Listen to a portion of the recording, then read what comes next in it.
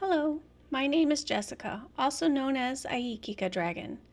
I have always loved reading, and now I also love knit and crochet, so I thought I would combine the two. Today, I will be knitting the Flirt skirt by Claire Jackson. I will be reading The Mysterious Affair at Styles by Agatha Christie. So, grab your crafting project and join me. Chapter 1. I Go to Styles. The intense interest aroused in the public by what was known at the time as the Styles case has now somewhat subsided. Nevertheless, in view of the worldwide notoriety which attended it, I have been asked, both by my friend Poirot and the family themselves, to write an account of the whole story. This, we trust, will effectually silence the sensational rumors which still persist. I will therefore briefly set down the circumstances which led to my being connected with the affair. I had been invalided home from the front, and after spending some months in a rather depressing convalescent home, was given a month's sick leave. Having no near relations or friends, I was trying to make up my mind what to do when I ran across John Cavendish. I had seen very little of him for some years. Indeed, I had never known him particularly well. He was a good 15 years my senior, for one thing, though he hardly looked his 45 years. As a boy, though, I had often stayed at Styles, his mother's place in Essex. We had a good yarn about old times, and it ended in his inviting me down to Styles to spend my leave there. "The mater will be delighted to see you again after all those years," he added. "Your mother keeps well?" I asked. "Oh, yes. I suppose you know that she is married again?" I'm afraid I showed my surprise rather plainly. Mrs. Cavendish, who had married John's father when he was a widower with 2 sons, had been a handsome woman of middle age as I remembered her. She certainly could not be a day less than 70 now. I recalled her as an energetic, autocratic personality, somewhat inclined to charitable and social notoriety, with a fondness for opening bazaars and playing the Lady Bountiful. She was a most generous woman and possessed a considerable fortune of her own. Their country place, Styles Court, had been purchased by Mr. Cavendish early in their married life. He had been completely under his wife's ascendancy, so much so that, on dying, he left the place to her for her lifetime, as well as the larger part of his income, an arrangement that was distinctly unfair to his 2 sons. Their stepmother, however, had always been most generous to them. Indeed, they were so young at the time of their father's remarriage that they always thought of her as their own mother. Lawrence, the younger, had been a delicate youth. He had qualified as a doctor, but early relinquished the profession of medicine and lived at home while pursuing literary ambitions, though his verses never had any marked success. John practiced for some time as a barrister, but had finally settled down to the more congenial life of a country squire. He had married 2 years ago and had taken his wife to live at Styles, though I entertained a shrewd suspicion that he would have preferred his mother to increase his allowance, which would have enabled him to have a home of his own. Mrs. Cavendish, however, was a lady who liked to make her own plans and expected other people to fall in with them, and in this case she certainly had the whip hand, namely, the purse strings. John noticed my surprise at the news of his mother's remarriage and smiled rather ruefully. "Rotten little bounder, too," he said savagely. "I can tell you, Hastings, it's making life jolly difficult for us. As for Evie, you remember Evie?" "No." "Oh, I suppose she was after your time. She's the mater's factotum, companion, jack of all trades. A great sport, old Evie. Not precisely young and beautiful, but as game as they make them." "You were going to say—" "Oh, this fellow. He turned up from nowhere on the pretext of being a second cousin or something of Evie's, though she didn't seem particularly keen to acknowledge the relationship. The fellow is an absolute outsider, anyone can see that. He's got a great black beard and wears patent leather boots in all weathers. But the mater cottoned to him at once, took him on as secretary. You know how she's always running 100 societies." I nodded. "Well, of course the war has turned the hundreds into thousands. No doubt the fellow was very useful to her. But you could have knocked us all down with a feather when, 3 months ago, she suddenly announced that she and Alfred were engaged. The fellow must be at least 20 years younger than she is. It's simply barefaced fortune hunting. But there you are. She is her own mistress, and she's married him. It must be a difficult situation for you all.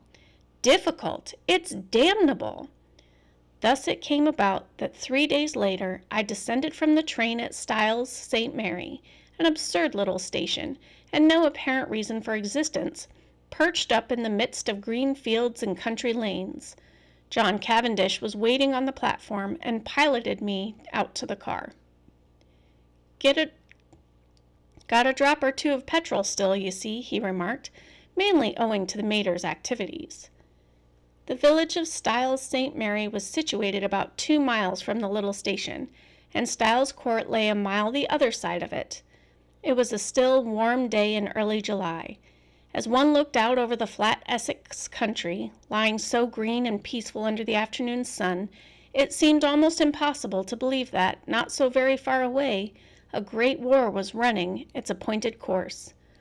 I felt I had suddenly strayed into another world as we turned in at the lodge gates. John said, "I'm afraid you'll find it very quiet down here, Hastings." "My dear fellow, that's just what I want." "Oh, it's pleasant enough if you want to lead the idle life. I drill with the volunteers twice a week and lend a hand at the farms. My wife works regularly on the land. She is up at 5 every morning to milk and keeps at it steadily until lunchtime. It's a jolly good life taking it all round, if it weren't for that fellow Alfred Inglethorpe." He checked the car suddenly and glanced at his watch. "I wonder if we've time to pick up Cynthia. No, she'll have started from the hospital by now." "Cynthia? That's not your wife?" "No, Cynthia is a protégée of my mother's, the daughter of an old schoolfellow of hers who married a rascally solicitor. He came a cropper, and the girl was left an orphan and penniless. My mother came to the rescue, and Cynthia has been with us nearly 2 years now. She works in the Red Cross Hospital at Tadminster, 7 miles away." As he spoke the last words, we drew up in front of the fine old house. A lady in a stout tweed skirt, who was bending over a flower bed, straightened herself at our approach. "Hello, Evie. Here's our wounded hero, Mr. Hastings, Miss Howard." Miss Howard shook hands with a hearty, almost painful grip. I had an impression of very blue eyes and a sunburnt face. She was a pleasant-looking woman of about 40, with a deep voice, almost manly in its stentorian tones, and had a large, sensible, square body with feet to match. These last encased in good, thick boots. Her conversation, I soon found, was couched in the telegraphic style. "Weeds grow like house afire. Can't keep even with 'em. Shall press you in. Better be careful." "I'm sure I shall be only too delighted to make myself useful," I responded. "Don't say it. Never does. Wish you hadn't later." "You're a cynic, Evie," said John, laughing. "Where's tea today? Inside or out?" "Out. Too fine a day to be cooped up in the house." "Come on, then. You've done enough gardening for today. The laborer is worthy of its hire, you know. Come and be refreshed." "Well," said Miss Howard, drawing off her gardening gloves, "I'm inclined to agree with you." She led the way round the house to where tea was spread under the shade of a large sycamore. A figure rose from one of the basket chairs and came a few steps to meet us. "My wife, Hastings," said John. I shall never forget my first sight of Mary Cavendish, her tall, slender form outlined against the bright light, the vivid sense of slumbering fire that seemed to find expression only in those wonderful tawny eyes of hers, remarkable eyes, different from any other woman's that I have ever known, the intense power of stillness she possessed, which nevertheless conveyed the impression of a wild, untamed spirit in an exquisitely civilized body. All these things are burnt into my memory. I shall never forget them. She greeted me with a few words of pleasant welcome in a low, clear voice, and I sank into a basket chair, feeling distinctly glad that I had accepted John's invitation. Mrs. Cavendish gave me some tea, and her few quiet remarks heightened my first impression of her as a thoroughly fascinating woman. An appreciative listener is always stimulating, and I described in a humorous manner certain incidents of my convalescent home, in a way which, I flatter myself, greatly amused my hostess. John, of course, good fellow though he is, could hardly be called a brilliant conversationalist. At that moment, a well-remembered voice floated through the open French window near at hand.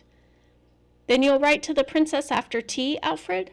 I'll write to Lady Tadminster for the second day myself. Or shall we wait until we hear from the princess?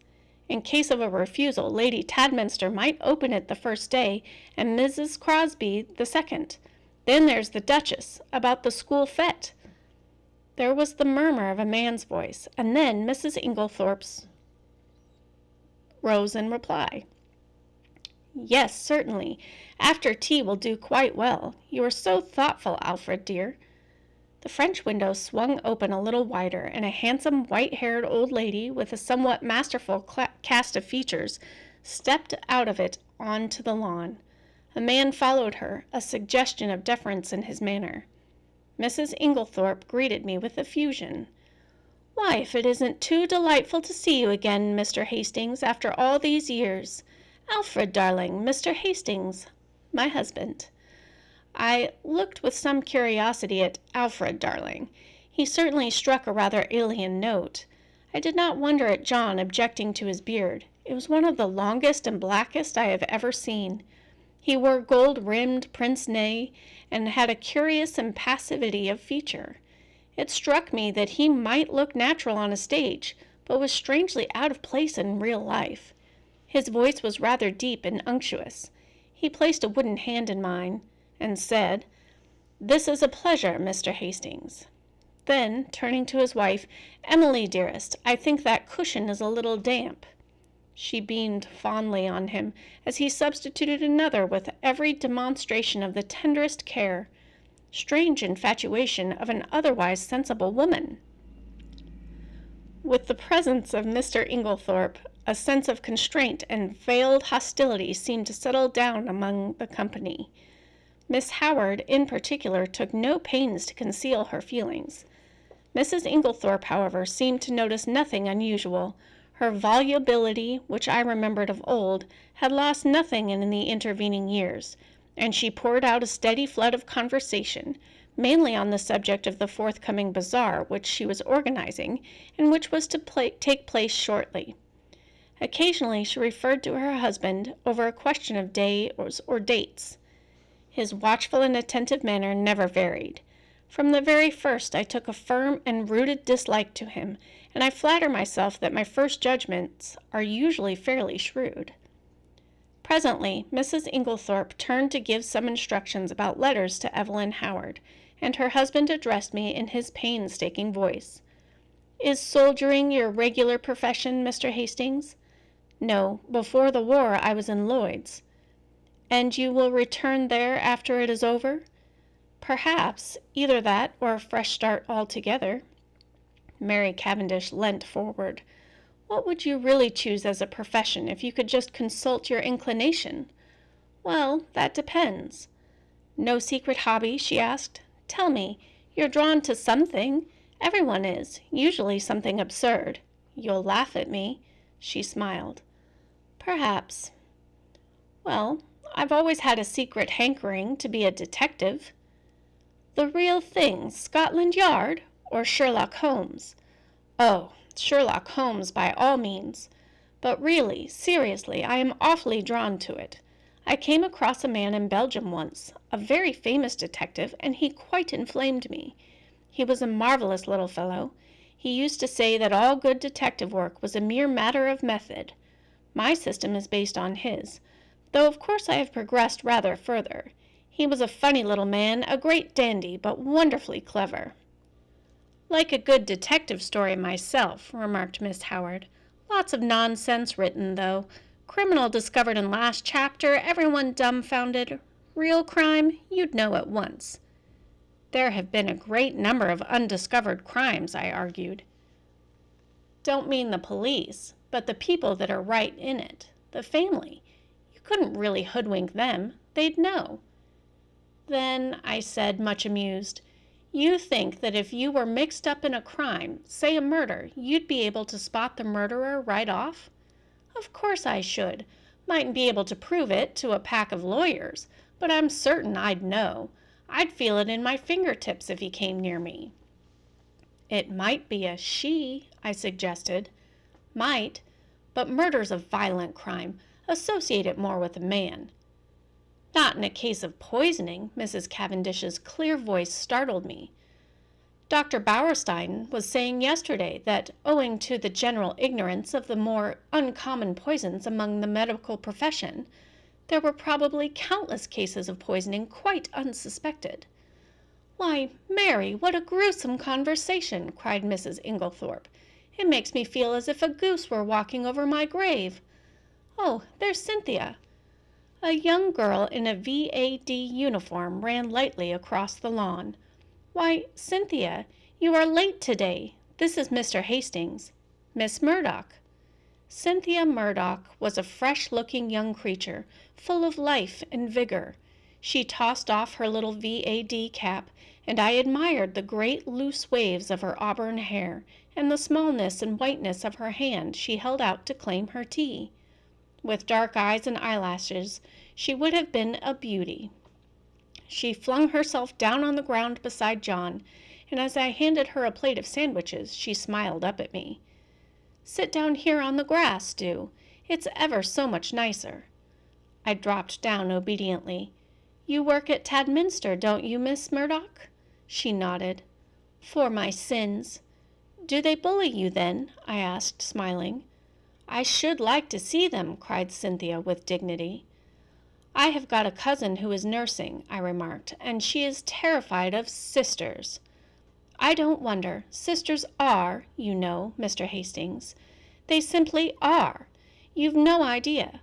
But I'm not a nurse, thank heaven. I work in the dispensary." "How many people do you poison?" I asked, smiling.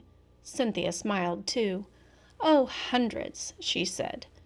"Cynthia," called Miss Inglethorpe, "do you think you could write a few notes for me?" "Certainly, Aunt Emily." She jumped up promptly, and something in her manner reminded me that her position was a dependent one, and that Mrs. Inglethorpe, kind as she might be in the main, did not allow her to forget it. My hostess turned to me. "John will show you to your room. Supper is at 7:30. We have given up late dinner for some time now. Lady Tadminster, our member's wife, she was the late Lord Abbotbury's daughter, does the same. She agrees with me that one must set an example of economy. We are quite a war household. Nothing is wasted here. Every scrap of waste paper even is saved and sent away in sacks." I expressed my appreciation, and John took me into the house and up the broad staircase, which forked right and left halfway to different wings of the building. My room was in the left wing and looked out over the park. John left me, and a few minutes later I saw him from my window walking slowly across the grass, arm in arm with Cynthia Murdoch. I heard Mrs. Inglethorpe call Cynthia impatiently, and the girl started and ran back to the house. At the same moment a man stepped out from the shadow of a tree and walked slowly in the same direction. He looked about 40, very dark, with a melancholy, clean-shaven face. Some violent emotion seemed to be mastering him. He looked up at my window as he passed, and I recognized him, though we had changed much in the 15 years that had elapsed since we last met. It was John's younger brother, Lawrence Cavendish. I wondered what it was that had brought that singular expression to his face. Then I dismissed him from my mind and returned to the contemplation of my own affairs. The evening passed pleasantly enough, and I dreamed that night of that enigmatical woman, Mary Cavendish. The next morning dawned bright and sunny, and I was full of the anticipation of a delightful visit. I did not see Mrs. Cavendish until lunchtime, when she volunteered to take me for a walk, and we spent a charming afternoon roaming in the woods, returning to the house about 5. As we entered the large hall, John beckoned us both into the smoking room. I saw at once by his face that something disturbing had occurred. We followed him in, and he shut the door after us. "Look here, Mary, there's the deuce of a mess. Evie's had a row with Alfred Inglethorpe, and she's off." "Evie? Off?" John nodded gloomily. "Yes, you see she went to the mater and— Oh, here's Evie herself." Miss Howard entered.